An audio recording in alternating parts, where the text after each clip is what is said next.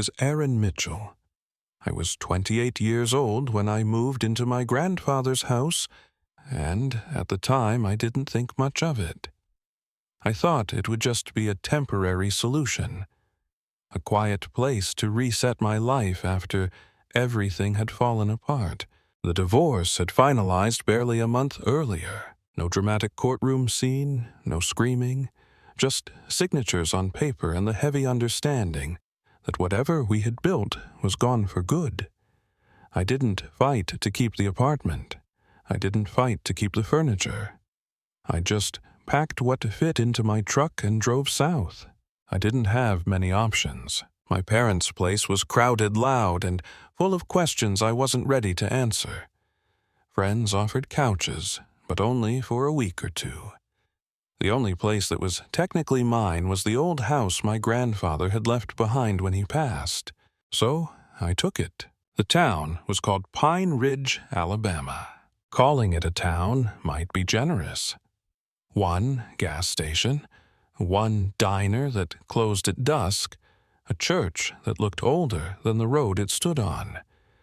Everyone knew everyone, or at least knew of everyone. The kind of place where strangers were noticed immediately. My grandfather's house sat 10 minutes outside Pine Ridge, surrounded by roughly 10 acres of land and dense woods on all sides. No neighbors close enough to hear you scream. No streetlights. No passing cars after dark. Just trees, tall ones, old ones, the kind that block out the sky even during the day. The house itself looked harmless enough from the outside. Weathered wood, a sagging porch, windows clouded by decades of humidity and dust. Inside, though, it felt wrong. Not haunted, not cursed, just cold. The floors creaked even when you stood still. Doors stuck unless you pulled them just right. And no matter how high I turned the thermostat, the air never warmed up. It always felt like the house was holding on to winter long after it should have let go. Still, it was free. After a divorce, free feels like a blessing. The first few nights passed quietly. I unpacked slowly, room by room, discovering old furniture my grandfather had refused to throw away. I cleaned layers of dust that looked like they hadn't been disturbed in years. At night, I'd sit on the porch with a beer, listening to the woods breathe, wind in the leaves, crickets, the occasional owl calling out to nothing I could see. It was peaceful, too peaceful. The first time I heard the sound, it was the 7th night. I remember that detail clearly. I'd gone to bed around midnight, exhausted from a long day of cleaning. The house was dark except for the faint glow from the digital clock on my nightstand. I was drifting off when the sound cut through my thoughts. Whistling. At first I thought I was imagining it. A half-dream. A trick of the mind. But it didn't stop. It wasn't a melody I recognized. Just a slow, uneven tune. Notes that didn't quite connect. It sounded careless, like whoever was making it didn't care if it was pleasant or not. The sound came from outside, somewhere behind the house. It reminded me of someone walking through the woods, hands in their pockets, whistling to pass the time. My chest tightened. I lay there listening, telling myself not to overreact. Pine Ridge wasn't exactly known for its nightlife. It was probably a hunter cutting through the woods, or some drunk kid wandering where he shouldn't be. Eventually, the whistling faded. The next night, it came back. Same tune, same rhythm, but closer. I sat up in bed, my heart beating faster now. I waited for footsteps, branches snapping, anything that would explain the sound. Nothing. I turned on the porch light and looked out through the window. No one. I grabbed a flashlight and stepped outside, sweeping the beam across the yard, the tree line, the old shed near the woods. The night swallowed the light after only a few feet. Then I heard it again, still whistling, still moving, still retreating. For the next few nights, I tried to ignore it. I stayed in bed and pretended I was asleep. I told myself that if someone really meant harm, they wouldn't announce themselves with a whistle. But every night the sound returned, always around 1:15 a.m., sometimes 1:14, sometimes 1:17, never earlier, never later. That's when the unease settled in. This wasn't random. Someone knew my schedule. I called the sheriff's office a few days later. They sent out an older deputy, a man named Deputy Rollins. He had gray hair, tired eyes, and the calm demeanor of someone who had spent most of his life dealing with things that didn't make sense. I told him everything, the whistling, the timing, how it felt closer every night. He didn't interrupt, didn't laugh, didn't brush it off. When I finished, he grew quiet. Then he said something that made my stomach drop. "Your granddad used to call us about the same thing." I stared at him. "Same complaint," he continued. "Someone whistling around the property late at night. Always in the spring." We never found anyone. I asked why my grandfather never mentioned it to me. Deputy Rollins sighed. "We figured it was loneliness. After your grandma passed, he lived out here alone. But now, it was happening again. And this time, it wasn't just an old man hearing things. Before he left, the deputy told me to keep my doors locked, stay inside after dark, and call immediately if anything changed." That night, I shoved chairs under the doorknobs. The whistling came anyway. Closer than ever. One night, it sounded like it was coming from behind the shed. Another night, it came from the front porch. 3 long whistles, then silence. The night after that, it came from under the house, from the crawl space. The sound pushed up through the vents, thin and distorted, like it was squeezing its way through the bones of the house itself. I didn't sleep at all. The next day, I searched the attic and found my grandfather's journals. He had written about the whistling, year after year, every spring, for over a decade. He didn't know who it was, only that it watched the house, that it came closer when he lived alone, that he used to sit by the front door with a rifle waiting. That night, I sat on the couch with a shotgun across my lap. At 1:17 a.m., the whistling started again. But this time, it wasn't outside. It was coming from the hallway. I thought the nightmare had reached its peak, until the sound stepped inside the house. The sound didn't rush toward me. That was the worst part. It moved slowly, measured, almost careful. The whistling drifted down the hallway, each note stretching just a little too long, like whoever or whatever was making it knew I was awake now, knew I was listening. I sat frozen on the couch, the shotgun resting across my lap, my fingers numb around the grip. The hallway light was off. Just a black corridor leading deeper into the house, ending at the closed bedroom door I had slept in only minutes earlier. The whistling stopped. For a moment there was nothing. No footsteps, no breathing, no movement. Then a floorboard creaked. Not the usual settling noise the house made, not the random pop of old wood cooling. This was deliberate. A step, then another. I stood up slowly, the movement feeling louder than it should have been. My heart pounded so hard I was convinced it could be heard down the hall. I raised the shotgun, trying to remember everything I'd ever seen in movies, everything my grandfather had taught me when I was a kid. "Who's there?" I shouted. My voice cracked. The whistling stopped completely. The silence that followed felt heavy, like the house was pressing in on itself. I reached for the light switch and flicked it on. The hallway was empty. No one stood there. No shadow retreating. No door swinging shut. Just the narrow corridor. The same peeling paint. The same crooked picture frames my grandfather had hung years ago. I didn't sleep that night. I sat on the couch until dawn, the shotgun never leaving my hands, my eyes burning from exhaustion. When morning finally came, it didn't bring relief. It brought questions. For 2 nights after that, everything went quiet. No whistling, no movement, no sounds from the crawl space.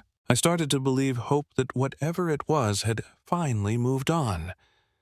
Maybe the gun scared them. Maybe they realized I wasn't my grandfather anymore. Maybe they were never real to begin with. I told myself all of that. On the 3rd night, I went to bed just after midnight. I left the hallway light on. At exactly 1:17 a.m., I woke up to a new sound. Knocking. Slow, paced, 3 knocks. They came from inside the house. From the back door. I didn't move. I didn't breathe. I stared at the ceiling, counting the seconds, listening for anything else. A full minute passed. Then another sound. A floorboard creaked in the hallway. Someone was walking. The hallway light clicked off. I sat up so fast the room spun. My hands shook as I grabbed the shotgun and stepped out of the bedroom. The hallway was pitch black. Now darker than it should have been, like the shadows were swallowing the space. And then I saw them. At the far end of the hall stood a person, tall, dressed in black, face pale against the darkness. They weren't moving. They were just standing there, watching me. Every instinct screamed at me to run, but my feet wouldn't move. I raised the shotgun, my arms trembling so badly I could barely keep it level. "Don't move!" I screamed. My voice echoed off the walls, thin and terrified. The figure tilted slightly, like they were considering something. Then, slowly, they lifted one leg, turning their body just enough for me to see the outline of their shoulder. They were about to run. "Stop!" I shouted. They bolted. Heavy footsteps thundered down the hall faster than I expected, crashing through the front door and disappearing into the night. I chased after them without thinking, adrenaline drowning out fear. I fired once into the darkness, not into the air. Straight ahead, the sound exploded around me, ricocheting off the porch and the house, leaving my ears ringing painfully. The night swallowed everything again.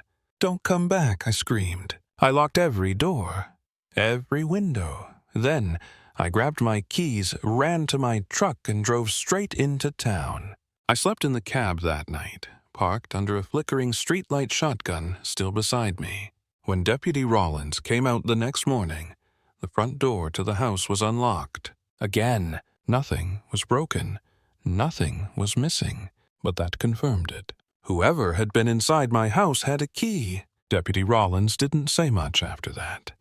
Just looked around, jaw-tight eyes, scanning the woods like he expected something to step out at any moment. Off the record, he told me something I won't forget. Some folks don't like seeing lights come back on in places they thought were abandoned. That same day, I changed the locks. Then I left. I went to stay with my parents out of state. My father eventually handled selling the property. We took everything sentimental. The rest was left behind. I never went back. I never asked questions. Because deep down, I already knew the answers wouldn't make me feel any safer.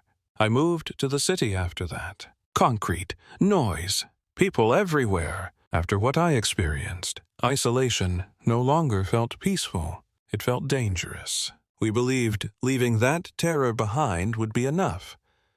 But long before Pine Ridge, I had already learned how close danger can get without anyone noticing. I was 16 when I finally moved to the city.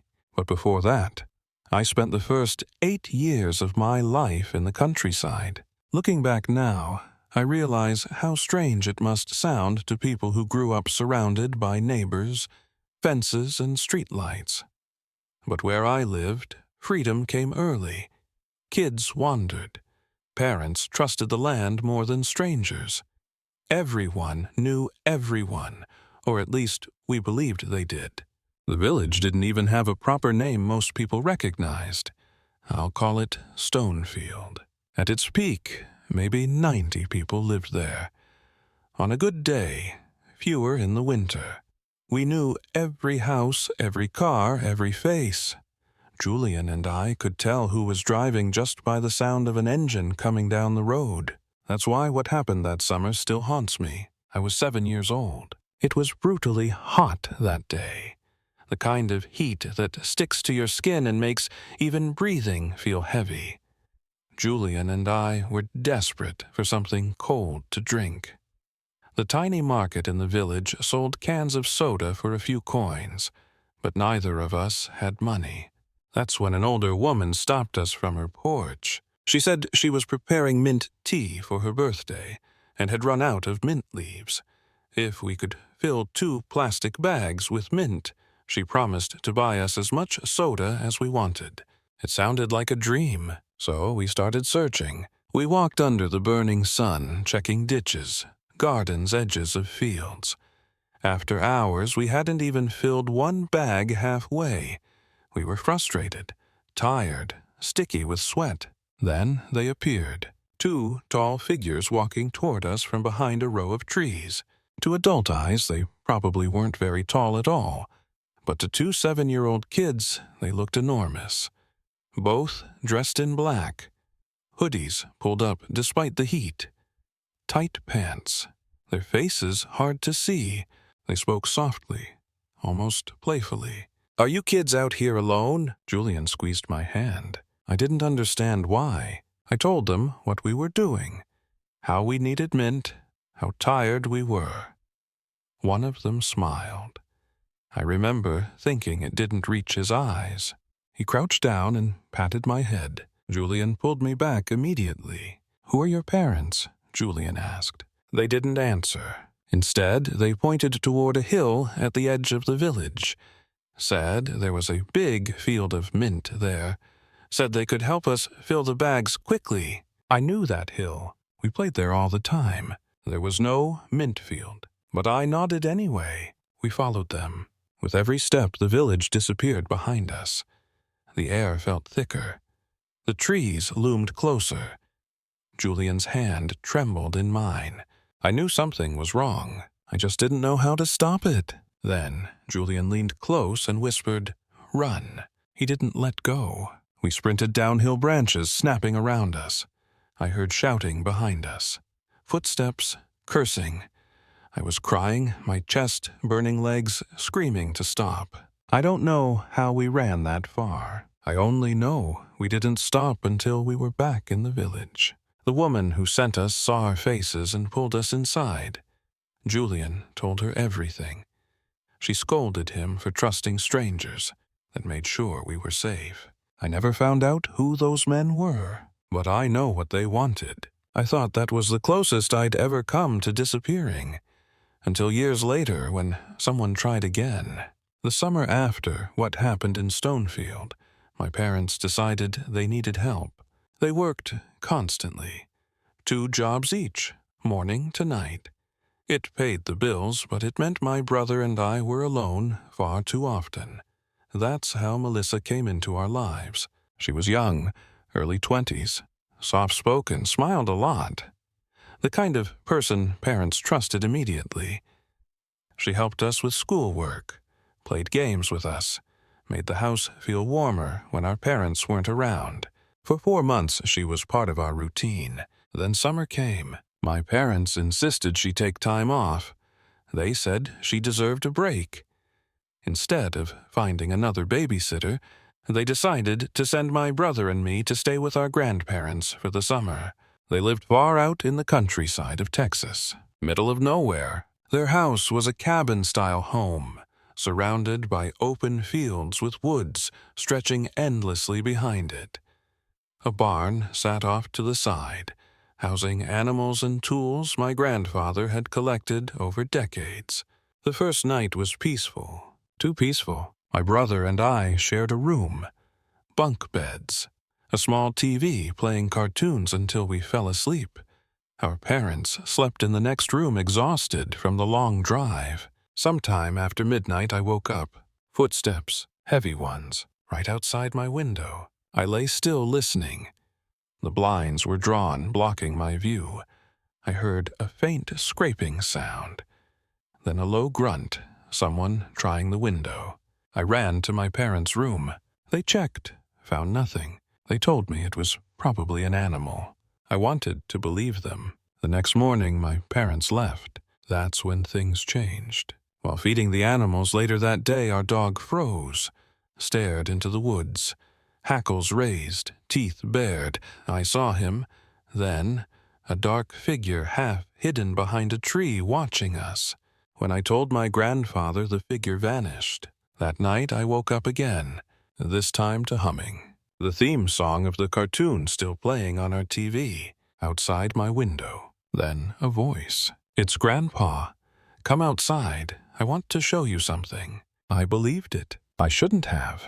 I slipped outside into the darkness. The night air was cool, the stars painfully bright. I saw him standing there, hood up, face shadowed.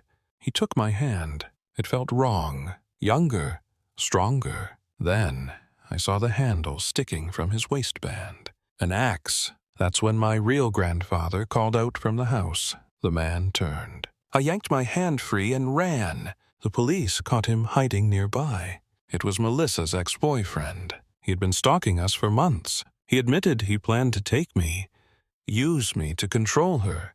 He said he never meant to hurt me. I don't believe him. After that summer, my parents changed everything. New jobs, new routines, more time at home. Years passed. I grew up, but fear never really leaves you. It just learns new shapes. That's what Pine Ridge taught me, that some people don't want to hurt you quickly. They want to watch.